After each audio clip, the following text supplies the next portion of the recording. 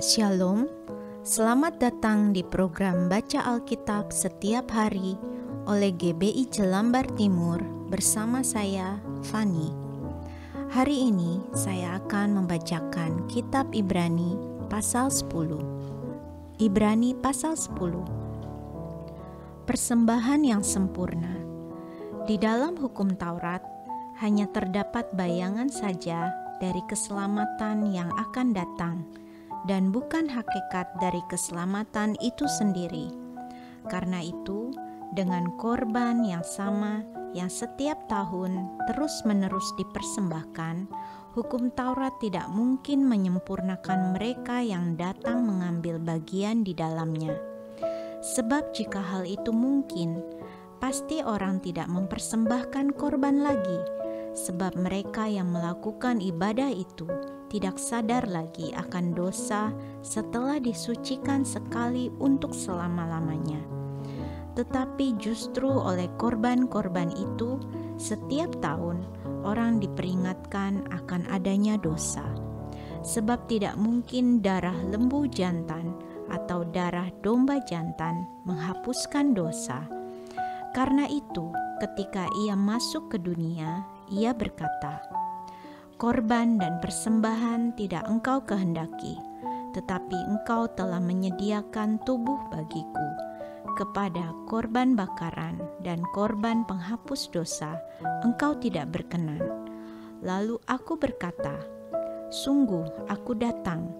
Dalam gulungan kitab ada tertulis tentang aku, untuk melakukan kehendak-Mu ya Allahku." Di atas ia berkata, "Korban dan persembahan, korban bakaran, dan korban penghapus dosa tidak engkau kehendaki, dan engkau tidak berkenan kepadanya, meskipun dipersembahkan menurut hukum Taurat." Dan kemudian katanya, "Sungguh, aku datang untuk melakukan kehendak-Mu." Yang pertama ia hapuskan, supaya menegakkan yang kedua. Dan karena kehendaknya inilah, kita telah dikuduskan satu kali untuk selama-lamanya oleh persembahan tubuh Yesus Kristus. Selanjutnya setiap imam melakukan tiap-tiap hari pelayanannya dan berulang-ulang mempersembahkan korban yang sama sekali tidak dapat menghapuskan dosa. Tetapi ia setelah mempersembahkan hanya satu korban saja karena dosa, ia duduk untuk selama-lamanya di sebelah kanan Allah. Dan sekarang ia hanya menantikan saatnya di mana musuh-musuhnya akan dijadikan tumpuan kakinya. Sebab oleh satu korban saja ia telah menyempurnakan untuk selama-lamanya mereka yang ia kuduskan.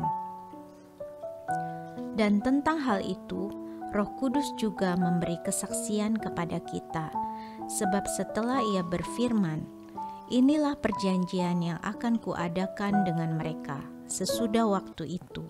Ia berfirman pula, "Aku akan menaruh hukumku di dalam hati mereka, dan menuliskannya dalam akal budi mereka, dan aku tidak lagi mengingat dosa-dosa dan kesalahan mereka."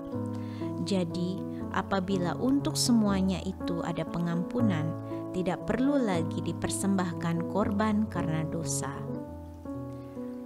Ketekunan. Jadi saudara-saudara, oleh darah Yesus, kita sekarang penuh keberanian dapat masuk ke dalam tempat kudus, karena ia telah membuka jalan yang baru dan yang hidup bagi kita melalui tabir, yaitu dirinya sendiri. Dan kita mempunyai seorang imam besar sebagai kepala rumah Allah. Karena itu, marilah kita menghadap Allah dengan hati yang tulus ikhlas dan keyakinan iman yang teguh, oleh karena hati kita telah dibersihkan dari hati nurani yang jahat, dan tubuh kita telah dibasuh dengan air yang murni. Marilah kita teguh berpegang pada pengakuan tentang pengharapan kita, sebab Ia yang menjanjikannya setia. Dan marilah kita saling memperhatikan, supaya kita saling mendorong dalam kasih dan dalam pekerjaan baik. Janganlah kita menjauhkan diri dari pertemuan-pertemuan ibadah kita seperti dibiasakan oleh beberapa orang, tetapi marilah kita saling menasehati dan semakin giat melakukannya menjelang hari Tuhan yang mendekat. Sebab jika kita sengaja berbuat dosa sesudah memperoleh pengetahuan tentang kebenaran, maka tidak ada lagi korban untuk menghapus dosa itu. Tetapi yang ada ialah kematian yang mengerikan, akan penghakiman dan api yang dahsyat yang akan menghanguskan semua orang durhaka. Jika ada orang yang menolak hukum Musa, ia dihukum mati tanpa belas kasihan atas keterangan 2 atau 3 orang saksi. Betapa lebih beratnya hukuman yang harus dijatuhkan atas dia yang menginjak-injak anak Allah, yang menganggap najis darah perjanjian yang menguduskannya, dan yang menghina roh kasih karunia. Sebab kita mengenal Dia yang berkata, "Pembalasan adalah hakku, akulah yang akan menuntut pembalasan," dan lagi, "Tuhan akan menghakimi umat-Nya." Ngeri benar kalau jatuh ke dalam tangan Allah yang hidup. Ingatlah akan masa yang lalu.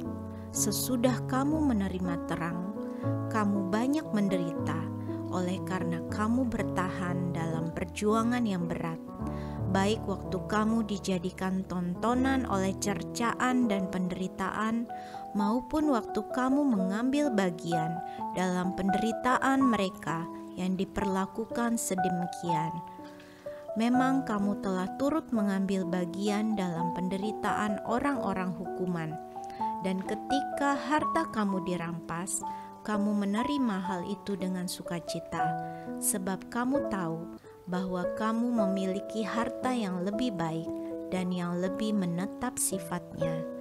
Sebab itu, janganlah kamu melepaskan kepercayaanmu, karena besar upah yang menantinya. Sebab kamu memerlukan ketekunan, supaya sesudah kamu melakukan kehendak Allah, kamu memperoleh apa yang dijanjikan itu. Sebab sedikit, bahkan sangat sedikit waktu lagi, dan Ia yang akan datang sudah akan ada, tanpa menangguhkan kedatangannya. Tetapi orangku yang benar akan hidup oleh iman. Dan apabila ia mengundurkan diri, maka aku tidak berkenan kepadanya. Tetapi kita bukanlah orang-orang yang mengundurkan diri dan binasa, tetapi orang-orang yang percaya dan yang beroleh hidup. Terima kasih Tuhan untuk pembacaan firman hari ini, di mana kami belajar untuk menjadi pengikut-Mu yang teguh dan setia akan Engkau.